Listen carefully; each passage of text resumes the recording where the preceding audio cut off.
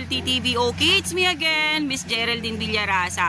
Okay po, una po sa lahat, ako po yung humihingi ng pasensya kasi medyo po hindi ako nakakapag-upload sa aking YouTube channel kasi medyo po busy ang inyong lingkod. Okay po, nandito po ako ngayon sa aming bayan, sa Naga City. Meron po akong iba-vlog na isang property. Siya po ay kulang-kulang 2 hektarya. Mamaya ko po kakausapin yung seller kasi hindi ko po alam yung eksaktong sukat. Pero ang sabi po nila is kulang-kulang 2 hektarya ito. Mula po doon sa Naga City hanggang dito po sa Tayupong to, dito po sa barangay na to, nasa 6 kilometers po ang layo niya. Then yan pong natututukan na yan ng aking camera. Yan po yung barangay road na papunta po doon naman sa sagpungan po ng provincial road na papunta pong Manila. Okay, ito pong lugar na to, dito po talaga ako isinilang. Okay po, tara po at iikutin natin ang kulang-kulang 2 hektarya ng Kanakman, Camarines Sur. Okay po, dito po sa frontage ng barangay road, meron po siya ditong more or less ay nasa 100 meters yung frontage niya. Then ito pong property na to ay palayan. Okay po, alam naman po natin dito po sa Camarines Sur ay ang pinagkukuhanan po ng kinabubuhay ng mga tao is palayan. Ngayon po, ito pong palayan na to, napakalawak po niya talaga. Ayan, dun po sa side na yon, may makikita po tayong pangilan-ilan na fruit bearings at saka nyog. Hindi po ito katulad ng Quezon Province na talagang sila po ay pulos nyugan. Dito naman po sa aking iba-vlog ngayon ay lahat po ito ay palayan. Okay po, pwede nyo po itong gawing commercial lot kasi napakalapit po nito sa gagawing yung provincial highway po dito sa kabilang side. Lusutan po ito ng papuntang Manila. Ano po? Bababa po ang inyong lingkod kasi kailangan po nating ikutin ang property na to. Ayan po yung cemented road. Yan po yung nagsasagpong na sinasabi ko sa inyo papuntang provincial road.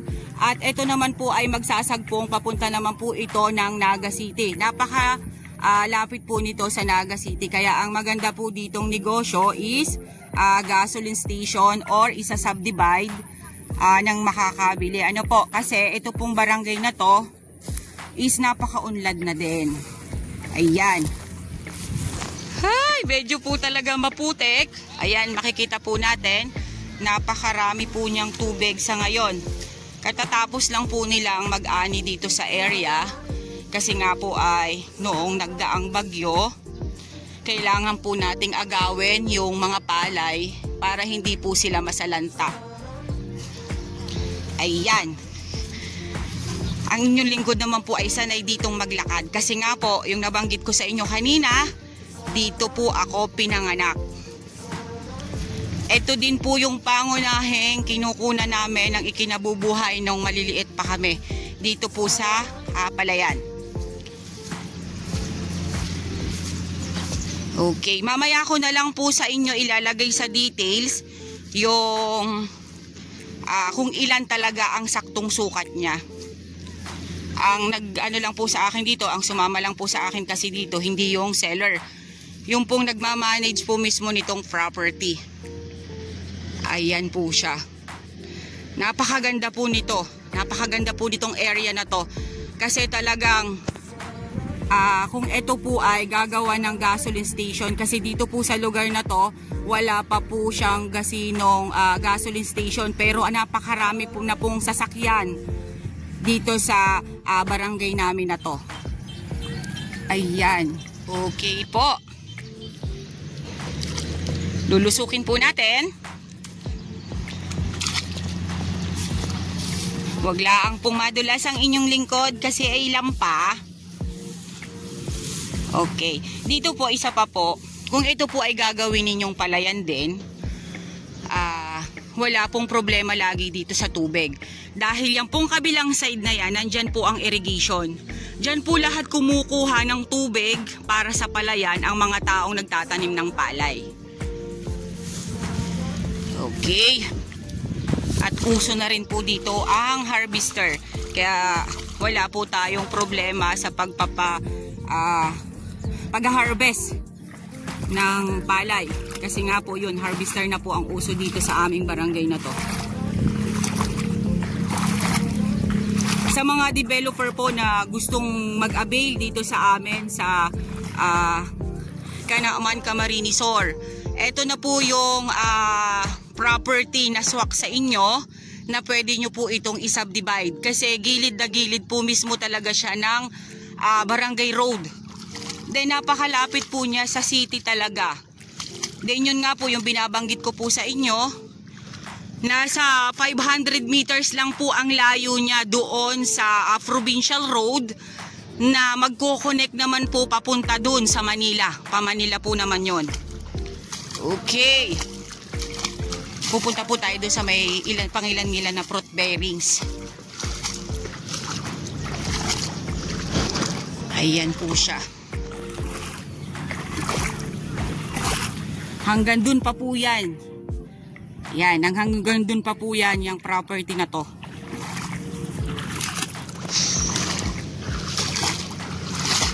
Yun pong mga buyers natin na gusto po nila ay rice field talaga. Eto na po yung maganda. Ayan. Diyan po nag-end yung frontage niya. Diyan po sa may natututukan na yan ng akin ng daliri ko. Ayan, then ayan may duhat. Ang duhat po talaga dito sa amin sa Camarines Sur ay marami pa po siya. Hindi po katulad sa Quezon na makakakita lang po kayo ng duhat ay doon sa pinakang bundok na talaga. Ayan, pati po yan sa may itikan na yan, kasama pa rin po yan. Yan po ang isa pa pong magandang negosyo dito. Pagka ganito pong tapos na ang anihan, itik naman po. Ginagawa po nilang itlog ng maalat at balot. Ayan. Lalakarin pa po natin. Dito po ako sa Pilapil dumaan. At medyo po malalim yung tubig. Ay mababasa po ang inyong lingkod. Nga lang dito sa Pilapil baka naman po ako'y tumibungka. Kaya medyo dahan-dahan pa rin po ako ng paglalakad. Ayan. Napakaganda po nung area. Sa totoo lang po.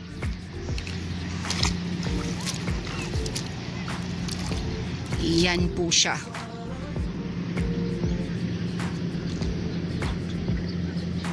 Okay. Kaya po nakikita ninyong yan, matubig.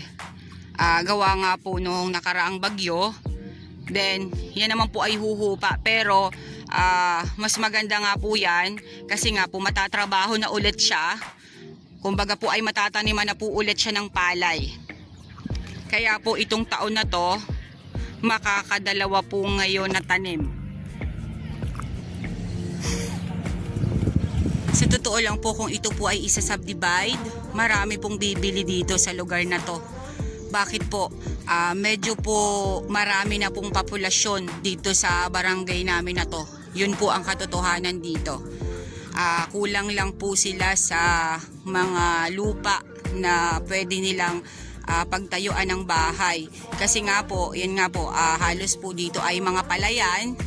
Kaya dun din po kami kumukuha ng ikinabubuhay. Kaya po hindi nila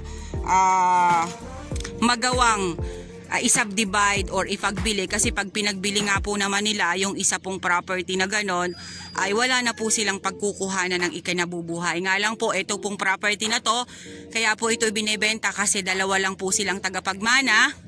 Pinagpasyahan po nila na ibenta na po itong area na to. Yan pong harungan na yan, kumbaga po ay bahayan, ay kasama pa rin po yan sa area. Ayan po, meron pa rin po dong mangga at kaunting nyog.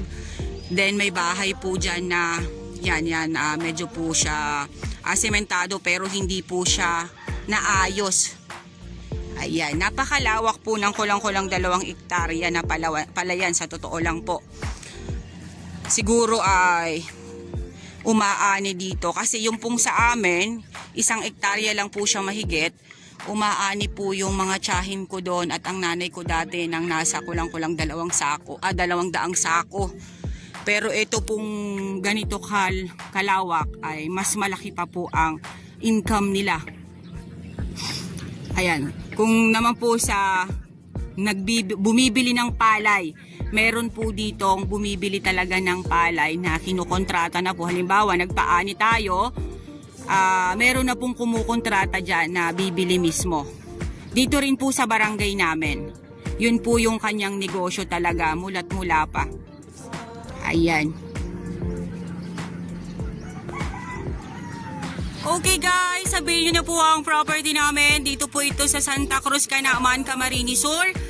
Kulang-kulang po siyang 2 hektarya. Pulos po siya palayan. Then along Barangay Road po siya. 100 meters frontage po niya sa Barangay Road. Then mula po doon sa Naga City hanggang dito po sa barangay na to, nasa 6 kilometers ang layo niya. Then mula naman po dito hanggang doon sa ginagawang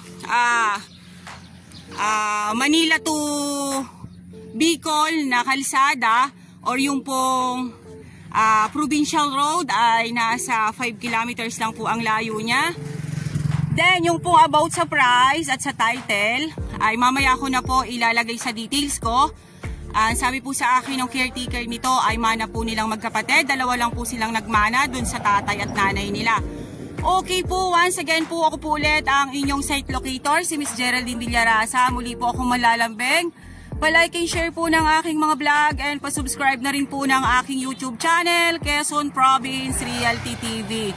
Okay po, about naman po sa electricity, meron po ditong electricity, may cellphone signal. Napakaganda po nitong i-develop ng property na to. Pwede po itong i-subdivide, pwede po itong lagyan ng gasoline station. Yung lote-lote po ang pinakang maganda dito sa area na to. Okay po, thank you po for watching!